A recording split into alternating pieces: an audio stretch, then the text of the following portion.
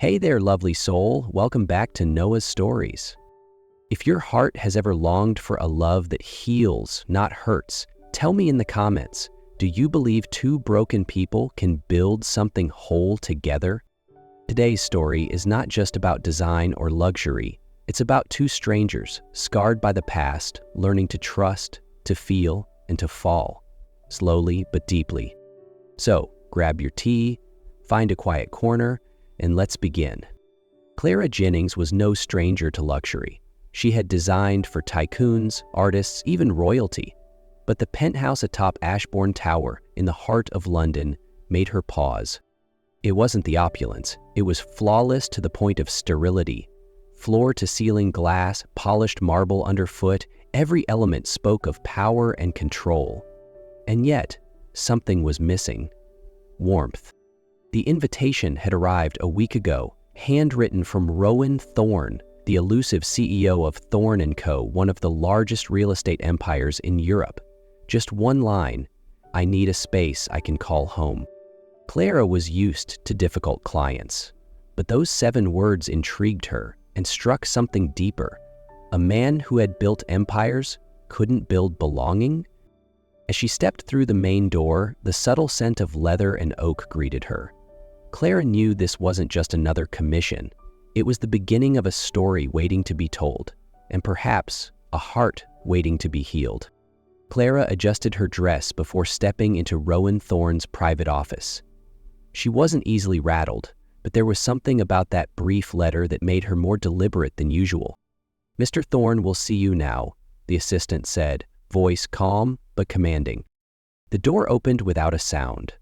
The office was a masterpiece of minimalism. Glass, steel, stone, and light. Beautiful, but empty. Then she saw him. Rowan stood with his back to her, his tall frame blending into the London skyline. When he turned, Clara held her breath. Not for his appearance, though he was striking, but for his eyes. Steel blue, unreadable, filled with unsaid things.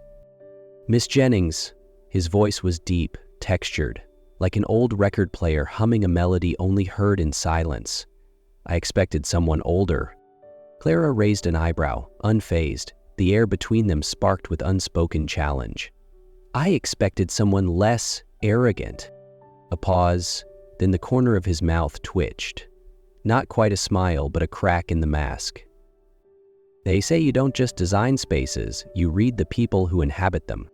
"People are easier to read than they think," Clara replied, not breaking eye contact.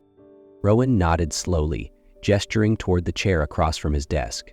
"So, tell me, what do you see when you look at me?" Clara walked forward, unflinching. A man who surrounds himself with beautiful things, but never allows himself to truly touch them. Something shifted in his gaze, not anger, but recognition, perhaps caution, perhaps hope. A week after their first meeting, Clara returned to the penthouse for a deeper assessment. But she hadn't expected to be trapped there by a sudden summer storm. "Summer thunder," Rowan said, standing near the window as lightning fractured the London sky. "I have a generator, but the lights might flicker." A loud crack sounded, and the entire penthouse went dark. Clara chuckled softly. "I hope you have candles." Rowan disappeared down the hallway, returning minutes later with the warm glow of several large pillar candles. He placed them on the coffee table, the flickering light softening his features, less sharp, less distant, more shadow and more truth. They sat on the sofa, each with a glass of wine. Clara glanced at him through the shifting candlelight. "You're not fond of the dark, are you?" she asked. Rowan swirled his glass. "I grew up in it, both kinds." Clara stayed silent. She didn't want to push, but he continued. "My father drank, my mother disappeared into silence, and I learned to read the room to survive." Clara set down her glass, leaning forward slightly. "I know silence too. When my husband cheated the 3rd time, I lost my voice. Until I chose to walk away." Rowan looked at her, his eyes heavy with unsaid words. "Did you ever want to disappear?" "I did, but then I realized just because someone colorblind calls a masterpiece meaningless doesn't mean it isn't beautiful." The silence that followed wasn't awkward. It was filled with connection. No explanations, no defenses. In the soft gold light, two hearts, once carefully sealed, began to open. The rain continued to fall, a gentle soundtrack to the silence between them. Clara sat cross-legged on the sofa, her head tilted as she watched Rowan study the flickering candlelight. "Are you always like this?" she asked, voice barely above a whisper. "In control of everything, except your feelings?" Rowan gave a quiet laugh. "I control my emotions better than you think." "Do you?" She leaned in, just slightly. "I'm not so sure." The space between them vanished in an instant. A brush of fingers, a gaze held too long, and then their mouths found each other like instinct. The first kiss was unhurried, unforced, simply an acknowledgement. "I feel this too." Rowan pulled her closer, his hand settling on her waist, warm and steady, but then he stopped. "Clara," he murmured, forehead resting gently against hers. "I don't know where this leads." She didn't pull away. "Neither do I. But I'm not afraid of it." He looked at her, his eyes shining with something close to fear, not of her, but of himself, because he knew that if he allowed himself to want her, to need her, losing her would destroy him. "I'm not good with fragile things," he said. "And I've learned," Clara replied, placing a hand over his heart, "how to rebuild what's been broken." Silence. A choice. Then Rowan kissed her again, deeper this time, more honest. And they let themselves fall into that moment, surrounded only by candlelight, rain, and the quiet beat of hearts calling to each other. They began seeing each other more often after that rainy night. Design meetings stretched longer, filled with glances, and sometimes ended in quiet evenings together. Clara never asked about his past. She knew some wounds only opened when the bearer was ready, but the past didn't wait. One evening, Clara arrived at the penthouse earlier than expected. She found Rowan standing near the door, his entire body tense like a drawn wire. "What's wrong?" she asked. He didn't respond right away, just held up a hand for silence. A voice boomed from the other side, raspy, rough, laced with bitterness. "Open the damn door, Rowan. After all I gave you, you owe me. I'm still your father, remember?" Clara felt the air shift. This wasn't the Rowan she knew. The man before her looked hollow, like the air had been sucked out of him. "You should go," he said, not meeting her eyes. "No," she whispered. "I'm not letting you face this alone." At last, he opened the door. The man outside was a ruined version of him, but with familiar eyes. The father who had vanished after tearing Rowan's childhood apart now returned. For money. The conversation was short, cold, denying, painful. When the man finally left, Rowan closed the door slowly. Clara saw his hand tremble, not from fear, but from anger long held back. "She can never come back again," Rowan said, his voice rough. Clara didn't speak. She simply took his hand, not to fix him, but to remind him. This time, he wasn't alone. Rowan had locked himself away. Since the confrontation with his father, he had vanished. No messages, no explanations, just silence. Thick, immovable silence. Clara didn't blame him. She understood. When pain raises you, retreat becomes instinct. You hide before anyone can get too close. But this time, she wouldn't let him disappear. A message came unmarked. "He's leaving the country. If you have anything left to say, be at the private airfield before 8. Clara went, without hesitation. Earlier that week, she had found the ring Rowan once tucked away in a drawer, unspoken, unfinished. She brought it now, not as a question, but as an answer. Rowan sat inside the jet, his frame upright but weary. When she entered, he turned, his eyes flickering with relief and regret, as if her presence both healed and hurt. "I knew you'd come," he said quietly. "And you're still leaving?" Clara asked. He looked away. "I can't let you see this part of me. The weak part. The darkness." "I already have," she whispered. "And I'm still here."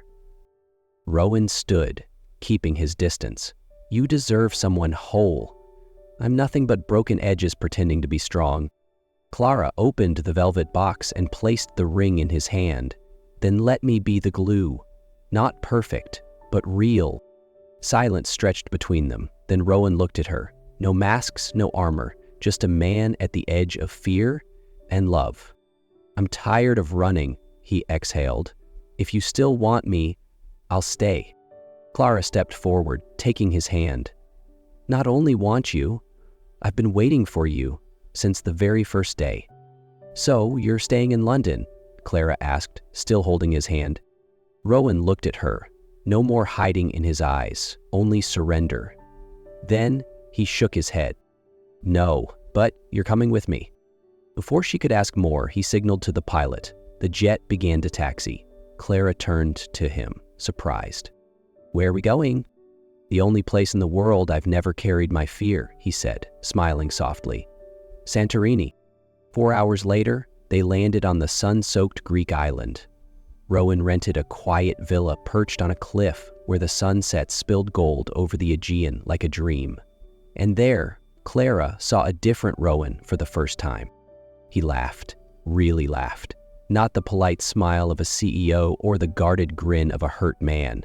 They visited morning markets, drank wine in the afternoons, swam in turquoise water, rode scooters across the island, and argued over mastic-flavored gelato.